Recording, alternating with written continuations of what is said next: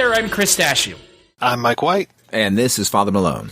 And we are the hosts of Dreams for Sale, a once-a-month look at the Twilight Zone 1985, otherwise known as the only version of the Twilight Zone worth revisiting. Looking at you, Twilight Zone 2019/2020. On this episode, we're taking a look at the second episode of the second season of Twilight Zone 1985. That episode is broken into, once again, two segments: What Are Friends For? And Aqua Vita. For Alex and Jeff Mattingly, there will always be one special friend. One who loved them both enough to vanish when the time was right. But after all, that's what friends are for. Especially a friend from the Twilight Zone. So What Are Friends For? Is directed by Gus Draconis. It is written by J. Michael Straczynski. And it stars Tom Skerritt, Fred Savage, and Lucas Haas. Tom Skerritt and Fred Savage are father and son who go to a remote cabin in the woods, and there Fred Savage meets a little boy played by Lucas Haas, who is clearly an imaginary friend both him and his father had. Discuss. I'm just kidding. What did you think, Father Malone? I think this episode played to all of J. Michael Straczynski's weakest parts of his writing. We just watched in our previous episode an episode that was very deftly handled as far as emotional. This is, for me, 100% the maudlin camp that we sometimes, unfortunately, get from the Twilight Zone. And aside of how poorly that's handled, just the basic story with this friend. I mean, an imaginary friend who the father also had an imaginary friend, but as it turns out, it's just the thing from the forest that likes to make friends with children. I don't know. This one was real bad for me. It's like a little sprite, like a little dryad that comes out and says, "Oh, I'm your friend." And I will murder you, I guess, maybe? I was about to say, it's a sprite until it turns into a monster that's like, "Thank you for being my friend. Don't look at me too closely. I'm just a hovering sphere made up of the souls of the humans I've already killed. Goodbye now." Like, what the fuck is this? What is this supposed to be? It's a straight-up ghost in the middle of the woods that you're talking to. Yeah, I couldn't get if it was trying to punish Fred Savage because Tom Skerritt, fucked him over, or what was going on. That's what I was thinking, but it wasn't that clear to me. Also, Fred Savage's character is a dick. He is a dick. He's a little weasel. Starting fights with everyone, pushing little girls over. Like, what? Yeah. What? Well, and that's the thing. I was like, oh, well, is this spirit supposed to be inside of him, possessing him, and now he's being an asshole? But I just think he's an asshole regardless. You don't think that the optics of a small child being possessed by an older spirit is not a good idea for a show? It would have made more sense.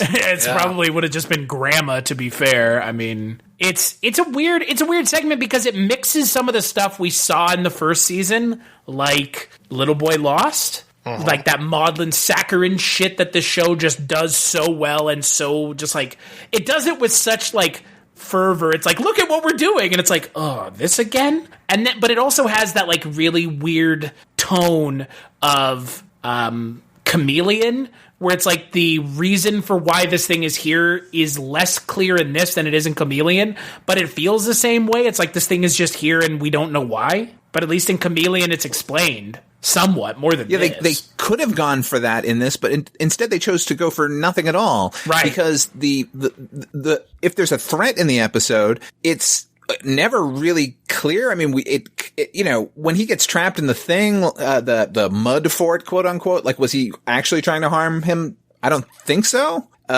So, we just get this random, I don't know. I'm just trying to wrap my head around what they were trying to say, and I can't quite figure it out. But what they're trying to say is you need to grow up from your imaginary friends and become an adult and stop using your imagination and become oil for the cog that is the machine that is capitalism. Isn't that? Did you guys miss it? That's the message. Okay, because if that's the message it was going for, which it wasn't, that's the message that I received at the end, which is you're not allowed to use your imagination or have imaginary friends. So fuck yourself. And, like, I appreciate that, like, yeah, you know, Tom Skerritt and Fred Savage are father and son. But to your point, Father Malone, why doesn't Tom Skerritt just take his kid and drown him? He's being he's, like, unrealistically an asshole. Where he's written that way because he's a character in a show, not because an actual human being would act that way. And it really irks me when shit does that, because it's not real and you don't have to resort to outlandish tropey behavior to try to justify why a character is acting like an ass. Yeah, I was hoping that there was an outside influence on him, because he was being so despicable that there's no way I'm going to root for him in any way, shape, or form. And we're never given that. It's just turns out that he was a little cocksucker all along, and this thing is just trying to be friends with everybody. And I don't even understand the closing narration, because it says there will always be one special friend, one who loved them both enough to vanish when the time is right. But after all, that's what friends are for. Except he didn't vanish. He showed himself to Tom Skerritt 5 minutes into the episode segment. Yeah. And so what are you, because it's clearly not gone. It's just going to come back. Oh, yeah.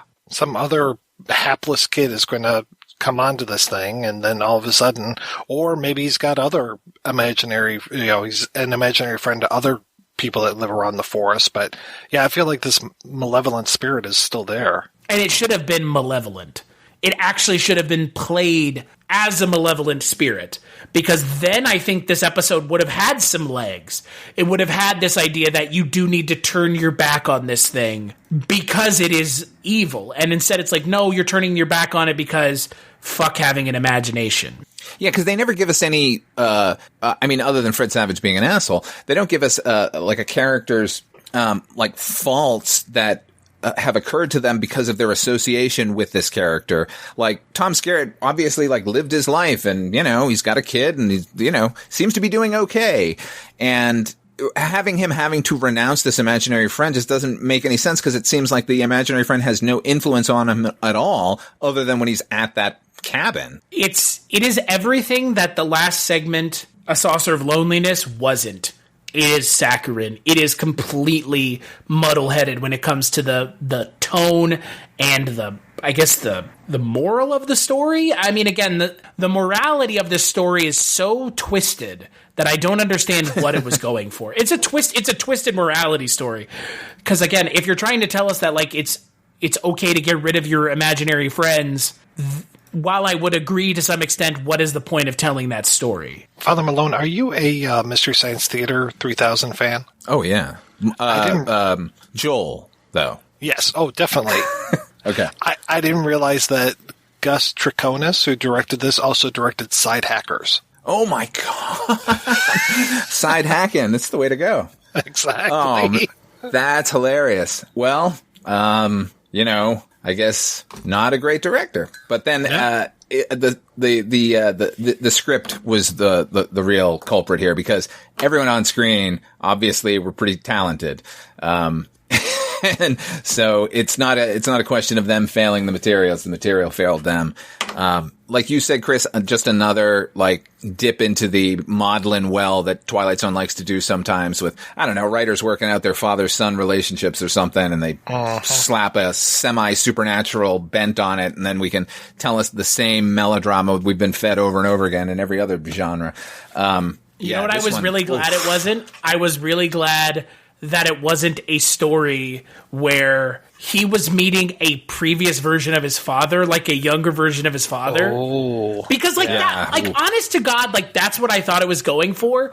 And while I say I'm glad it didn't do that, there's also part of me that's like, what if it had? Would it have been any worse than this? Well, I mean, probably not. We saw One Life Furnished in Early Poverty, which is kind of like that, but that was much better than this one was. I honestly think, if J. Michael Straczynski is trying to work through some sort of something, because it feels like it's a little bit of a work through, I'm working through something while creating this script.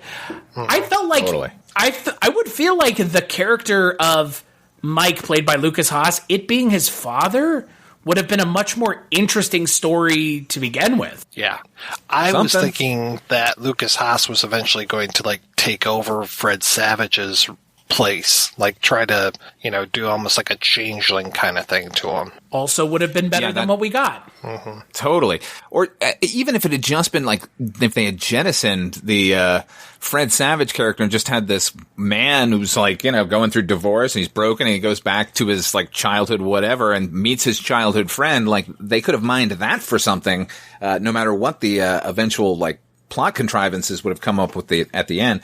I don't know. This seemed to have no point of view while thinking it's being deep about, I don't know, father-son interactions and imaginary friends. I don't know.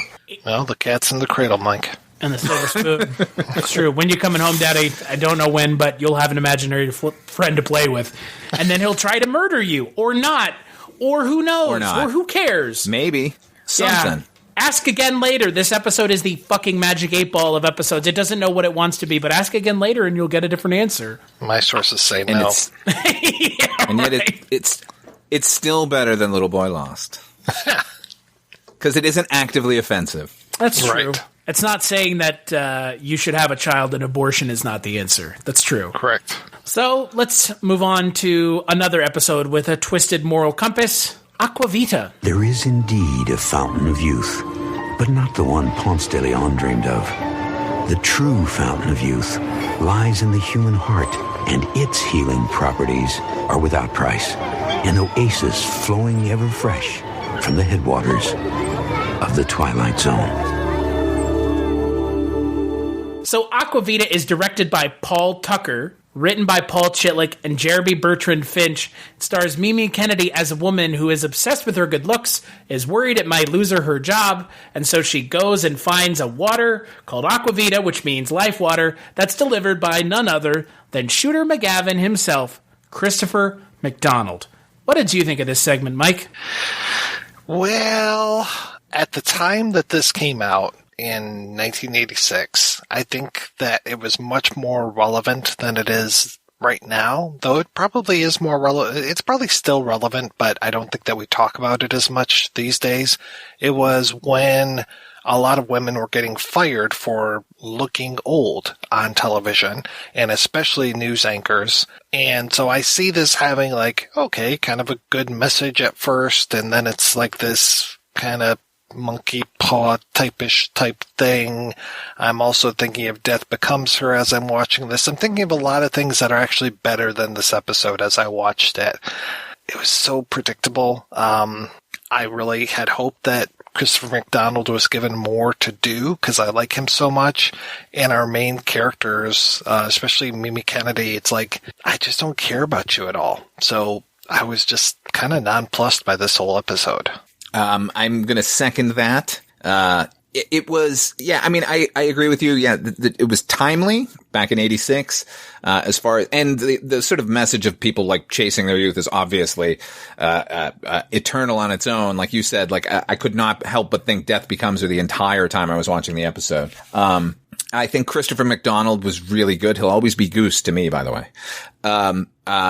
And we needed maybe more of him in it as a threat because, as you said, the lead characters that we have here, like usually in a Twilight Zone episode, you don't get enough time if it's like heavily plotted to get a character to be endearing to you. And I just looked at these people as like the worst kind of yuppies from that time period. And just like, everything they're doing is kind of gross as far as I can tell. So like, it was hard for me to relate to her like trouble with the Aqua Vita, like it ages you sort of prematurely. It's like I kind of felt like, yeah, that's what you deserve. Like this to me was more of a Tales from the Crypt than a Twilight Zone as far as that goes.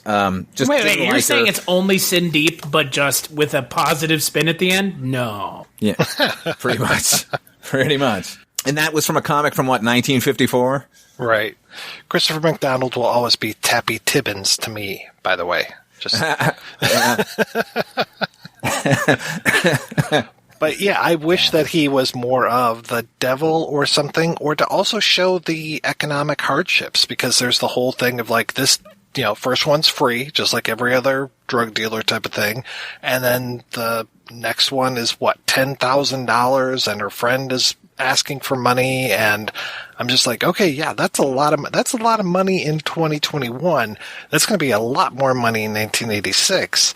So let's see that this is ruining her life, that she's now destitute rather than I'm old as well as being destitute. Let's get a little bit more stakes involved here. Yes, too much time with these other characters. Yeah.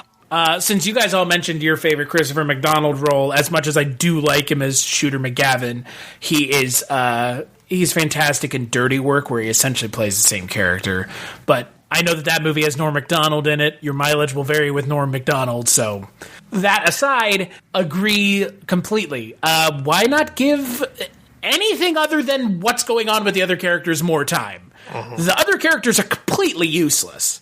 Barbara Horan as Shauna, who is the, like, evil character, who is just, like, managing to continue to pay for this stuff forever, this Aqua Vita, like, she pushes her friend to do it, and then her friend becomes old. Like you said, Father Malone, it is kind of fitting punishment, but at the same time, like, what's the point of this segment again? That society sucks and you have to be young to get a job? I did like the ending.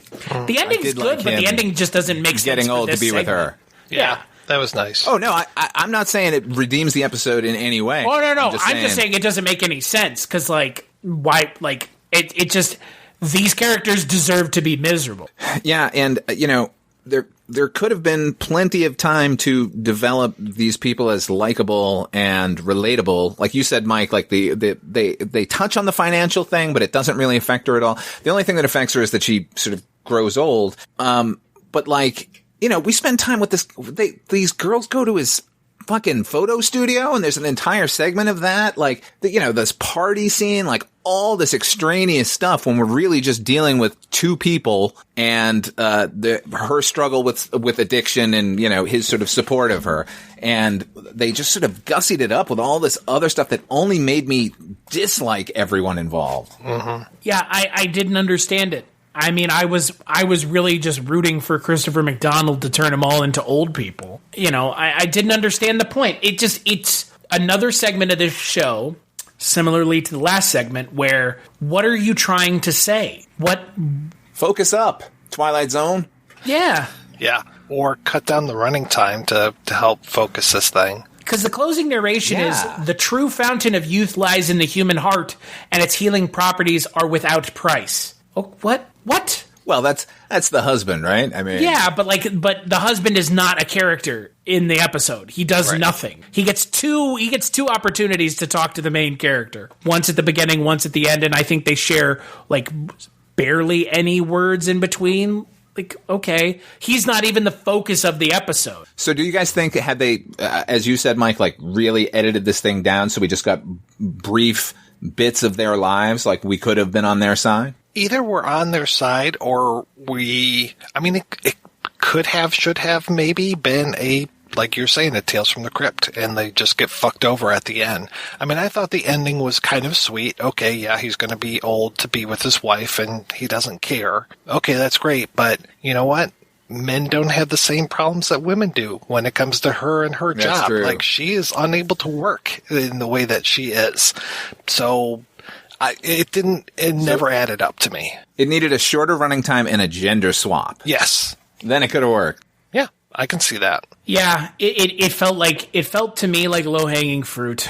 It felt to me like, yeah, of course that's where you were going. I don't know, like, it's just disappointing to me that, like, this is the kind of statement you want to put forward from the show about, like, aging and aging gracefully, and it's like, that is, like, you don't even touch on it. I do think it's the kind of episode that should be shown to people who did not grow up in the 80s, who have an impression of what the 80s are.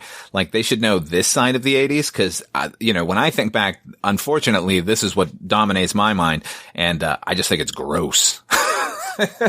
You mean it's not just all we all want pads and fanny packs like Wonder Woman 1984? Yeah, it's all Rubik's Cubes and neon fucking shirts. Like, no, sorry. There were these people. Mm-hmm. Was this even entertaining? Is the real question. Like, is this a piece of entertainment worth watching? I don't feel like it. Are you not entertained? Not in the slightest. And that, like, ultimately for me, that is the final line here. Was this even entertaining? And because it has no purpose at the end. It doesn't really say anything. The two characters don't learn a lesson. They're effectively living out their lives together, happy. Yeah, they look older, but still, by the way, they still look good for quote-unquote old people. I don't understand what the point of this was. It's just like the last segment. What was the point? Because it wasn't entertaining, so what was the point? Yeah, and like other episodes like these, frustrating because you can tell that the writer came in with a viewpoint and then decided, I'm going to write my way out of that and obfuscate it to the point where it just becomes a non-issue. And that's a drag. But then I guess writers shouldn't sit down with a point in mind, right? Because we get this. Or when you're done writing your script, turn around, read it, and go, did I make my point? It's no worse than some of the maudlin episodes of the original Twilight Zone. I mean, you go back and watch that series, there are plenty of terrible episodes, like on par with this one. But when you get the Saucer of Loneliness, your expectations get pretty goddamn high for them to just kind of sort of give a shrug of an episode like this one. Well, and again, we know that the show can handle these kind of touchy issues a little bit more deftly than they do in this segment. And that's, I think, probably the biggest issue, is we know that they can handle them well. It's a shame that they don't. It's a damn shame. Damn shame. I mean, is it? Is it, though? It seems like more of a damn shame that Christopher McDonald's given nothing to do. Well, I guess I could say that at least you get to see Chris McDonald for a little while, so... That's true. That's a positive for the More episode. than nothing. Christopher McDonald. And then, again, I did like the idea of a spouse sort of sacrificing what they, for their significant other. That gets me. But overall, stop doing these, Twilight Zone. Please. Yeah. Can we get some aliens in here? I would like anything. Anything but this. Anything but these, like, twisted morality plays that don't matter. That the story that they tell at the end is just, like, eye-rollingly obvious, and I'm just like, okay, who cares?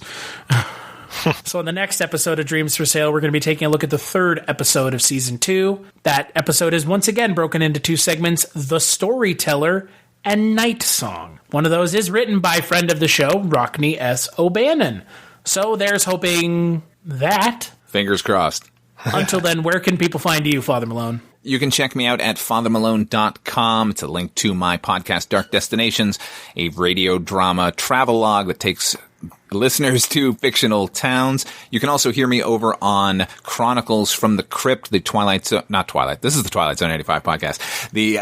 The show that Chris and I do about HBO's Tales from the Crypt television series. What about you, Mike White?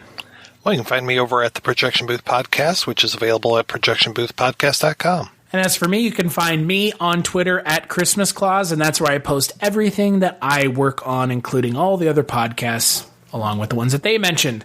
You can find this podcast on Twitter at Twilight Zone 85 and on the internet at TwilightZone85.com. We're on all podcatchers, both iOS and Android. Give us a good review or a review. Doesn't matter if it's good or bad. Let us know what you think. Big thanks as always to Roxy Drive and Neutron Dreams for the music for the episode, and we'll catch you on the next one.